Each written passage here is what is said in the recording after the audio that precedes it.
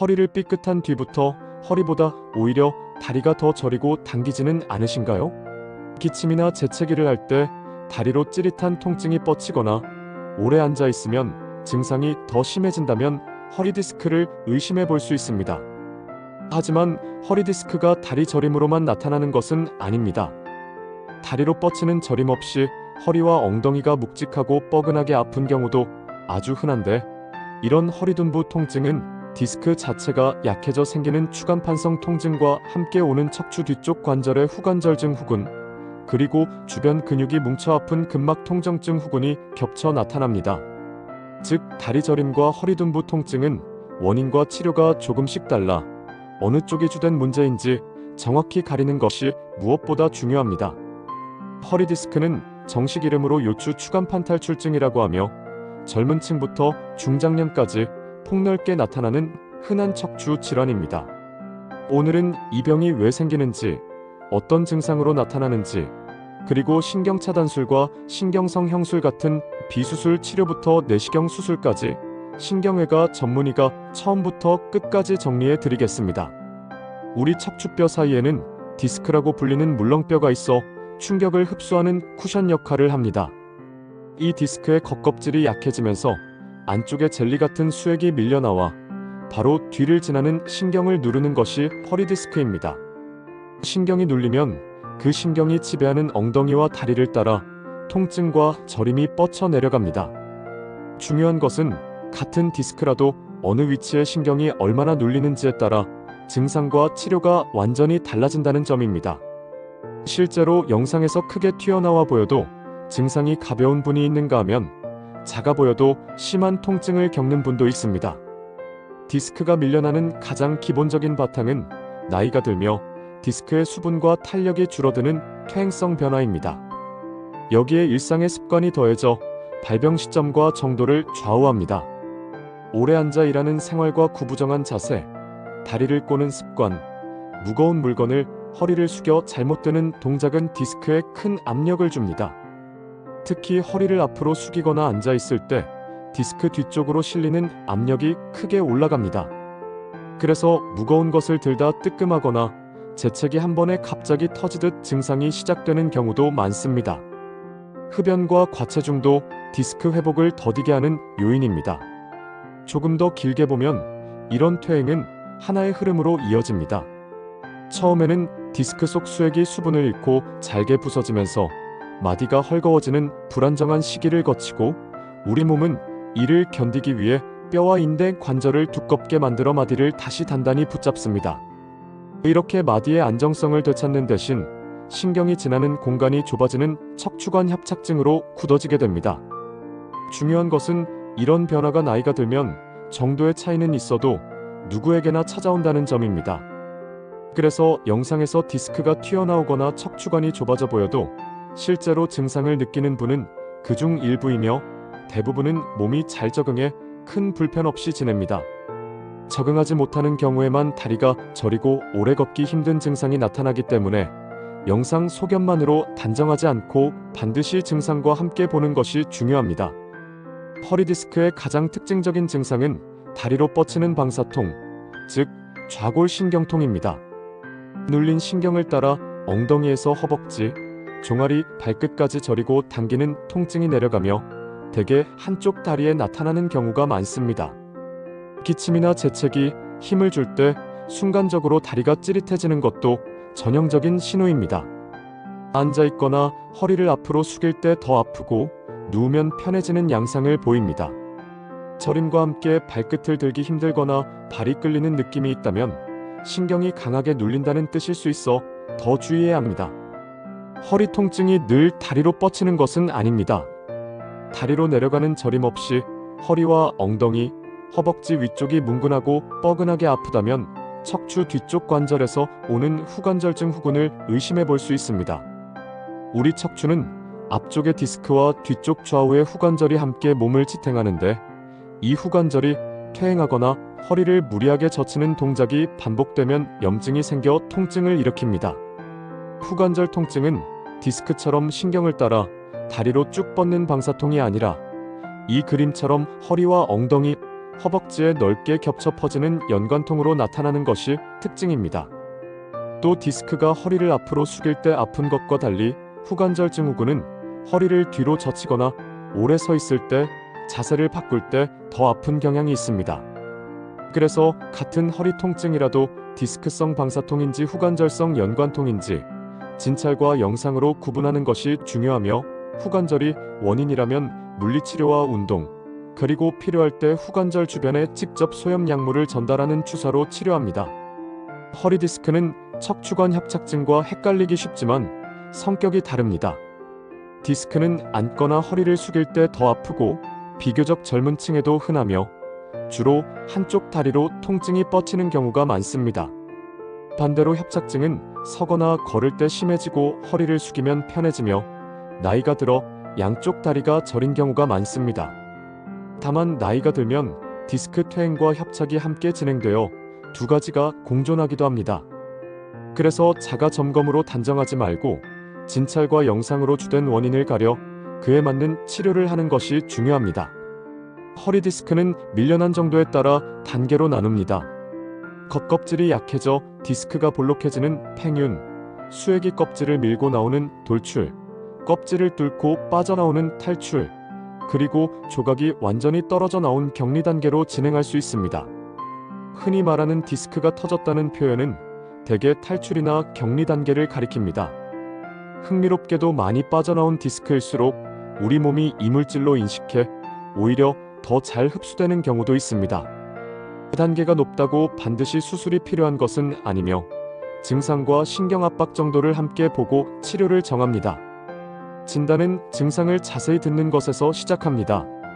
언제 어떤 자세에서 아픈지, 저림이 어느 다리로 어디까지 뻗치는지, 힘이 빠지지는 않는지를 확인하고 다리를 곧게 들어 올리는 신경학적 검사로 어느 신경뿌리가 눌리는지 추정합니다.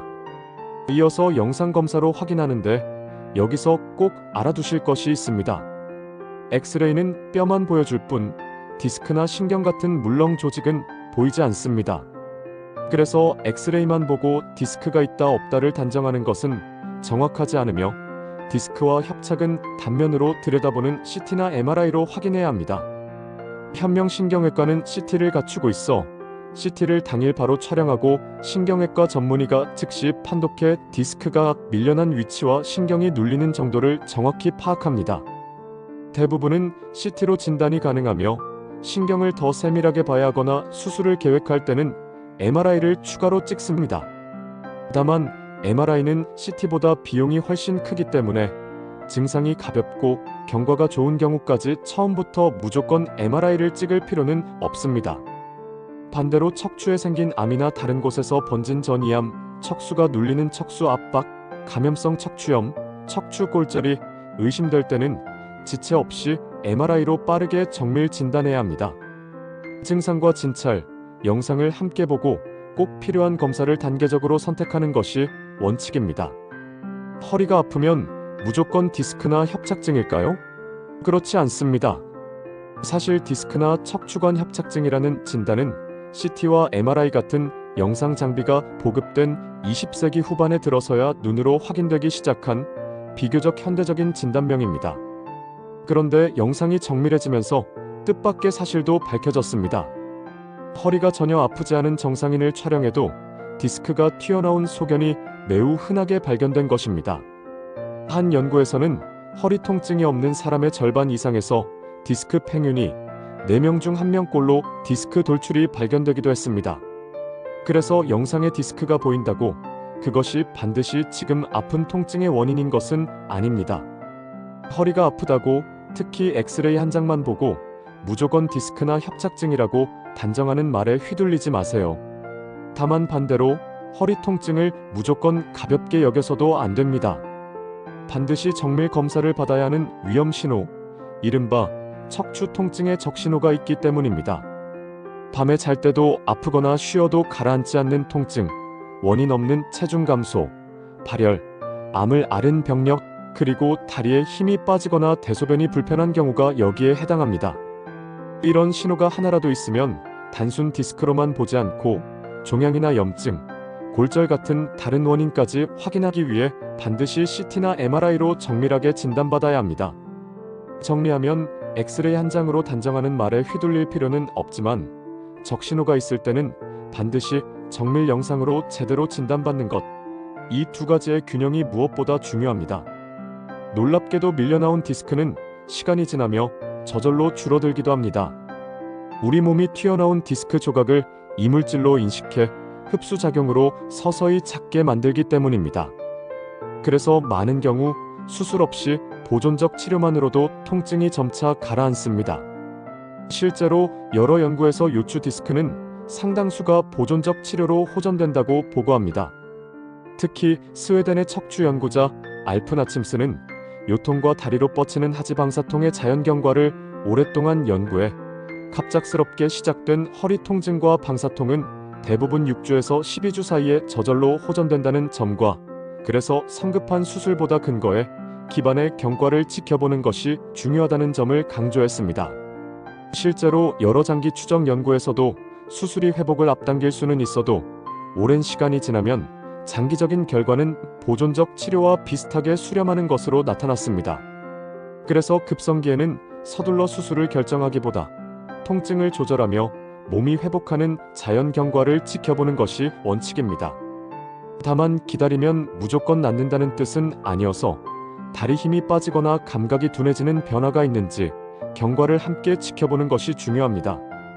허리 디스크는 대부분 수술 없이 관리됩니다. 치료는 단계적으로 접근합니다.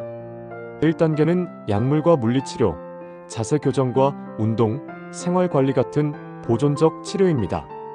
이것으로 부족하거나 신경 자극이 분명할 때는 2단계로 신경차단술과 경막외주사, 신경성형술 같은 비수술 시술을 고려합니다.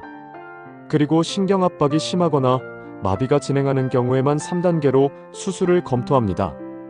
어느 단계가 적절한지는 증상의 정도와 영상 소견, 일상의 불편을 함께 보고 환자와 상의해 결정합니다. 신경차단술은 통증과 염증이 생기는 눌린 신경 주변에 약물을 직접 전달해 통증을 줄이고 회복을 돕는 비수술 시술입니다. 대개 약물과 물리치료 같은 보존적 치료를 4주에서 6주 정도에도 다리 저림과 통증이 이어질 때 서두르지 않고 2단계로 넘어갑니다. 경막의 주사와 함께 문제가 되는 신경뿌리 가까이에 소염 약물을 정확히 전달합니다. 모든 과정은 영상 유도로 위치를 확인하며 진행하기 때문에 안전하고 정밀합니다.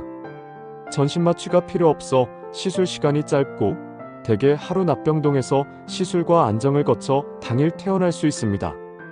다만 시술 직후에는 바로 무리하기보다 며칠에 걸쳐 서서히 활동을 늘려가는 것이 안전합니다.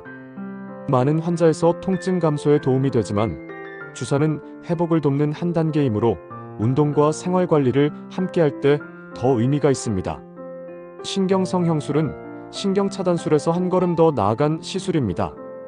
꼬리뼈 쪽으로 가느다란 카테터를 넣어 눌리고 유착된 신경 주변까지 접근한 뒤 유착을 박리하고 씻어내며 소염 약물을 병소에 직접 전달합니다.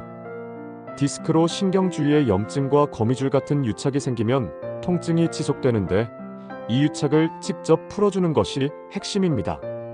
대개 신경차단술과 주사 치료로도 여러 주 동안 호전이 부족할 때 다음 단계로 고려합니다.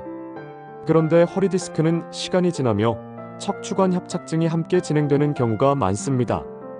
이렇게 협착이 동반되어 신경이 지나는 통로가 좁아지면 약물만으로는 충분히 전달되기 어려운데 이때는 풍선신경 확장술을 고려합니다. 카테터 끝에 달린 작은 풍선으로 좁아진 통로를 물리적으로 넓히면서 동시에 약물을 전달해 감압과 유착 박리를 함께 얻는 시술입니다. 즉 순수한 디스크에는 신경성형술이, 협착이 동반된 디스크에는 풍선신경확장술이 더 적합할 수 있습니다. 두 시술 모두 전신 마취가 필요 없어 고령이나 만성질환이 있어도 비교적 안전하고 대개 하루 납병동에서 시술과 안정을 거쳐 당일 퇴원하며 이후 며칠은 서서히 활동을 늘려가는 것이 좋습니다. 수술은 반드시 필요한 경우에만 합니다. 허리 디스크는 보존적 치료와 비수술 시술만으로 관리되는 경우가 대부분이기 때문입니다. 다만 다리 힘이 빠지고 그 정도가 점점 심해지거나 대소변 조절이 어렵거나 여러 단계의 치료에도 일상생활이 힘들 만큼 통증이 지속될 때는 수술을 검토합니다. 수술은 무엇을 하느냐만큼 언제 하느냐도 중요합니다. 마비가 빠르게 진행하거나 대소변 장애가 있는 응급 상황은 곧바로 수술해야 하지만 그 밖의 대부분은 처음부터 서두르지 않습니다. 다리로 뻗치는 통증이 뚜렷하더라도 먼저 보존적 치료와 비수술 시술로 경과를 지켜보고 여러 연구에서 평균적으로 6주에서 12주 정도 이런 치료로도 충분히 호전되지 않을 때 수술을 적극적으로 고려합니다. 이 시기에 수술하면 회복을 앞당길 수 있어 응급 신호는 즉시, 그 밖에는 6주에서 12주가량 지켜본 뒤 수술 시기를 정하는 것이 일반적인 기준입니다. 최근에는 내시경으로 작은 구멍을 통해 튀어나온 디스크만 제거하는 방법이 있어 절개와 회복 부담을 크게 줄였습니다. 현명신경외과는 척추 내시경 수술을 시행하며 어떤 경우든 영상과 증상을 함께 보고 꼭 필요한 만큼만 하는 것을 원칙으로 합니다. 허리 디스크에는 앉아있을 때 디스크에 실리는 압력이 크므로 이를 줄이는 생활 습관이 중요합니다. 한 자세로 오래 앉지 말고 30분에서 1시간마다 일어나 움직이고, 무거운 것은 허리가 아니라 무릎을 굽혀 몸 가까이서 들어야 합니다. 급성기에는 무리한 운동보다 통증이 없는 범위에서 걷기와 가벼운 신전 운동으로 시작하고 회복되면 코어 근력 운동으로 척추를 지지하는 힘을 기릅니다. 바른 자세와 적정 체중, 금연은 재발 간격을 늘리는 데 큰 역할을 합니다. 한 번에 무리하기보다 꾸준히 이어가는 것이 안전합니다. 대부분은 시간을 두고 좋아지지만 다음 신호는 신경 손상이 진행하고 있다는 뜻일 수 있어 즉시 진료가 필요합니다. 다리 힘이 빠르게 빠지거나 발끝이 들리지 않고 발이 끌리는 족하수가 생기거나 감각이 둔한 부위가 빠르게 넓어질 때입니다. 특히 회음부가 둔해지고 소변이 시원치 않거나 대소변 조절이 어려워지면 신경다발이 강하게 눌리는 마미증 후군이라는 응급 상황일 수 있습니다. 이때는 빠른 진단과 수술이 회복을 좌우하므로 망설이지 말고 바로 신경외과 진료를 받으셔야 합니다. 허리 디스크는 조기에 정확히 진단할수록 수술 없이 관리할 수 있는 병입니다. 허리를 삐끗한 뒤 다리가 저리고 당기거나 기침할 때 다리가 찌릿하고 앉아있기 힘드시다면 그냥 참지 마시고 진료를 받아보시기 바랍니다. 현명신경외과는 시청역 인근에서 신경외과 전문의가 원인을 정확히 파악하고 보존적 치료부터 신경차단술과 신경성형술 같은 비수술 시술, 그리고 척추 내시경 수술까지 함께 결정합니다. 궁금하신 점은 현명신경외과로 편하게 문의해 주세요.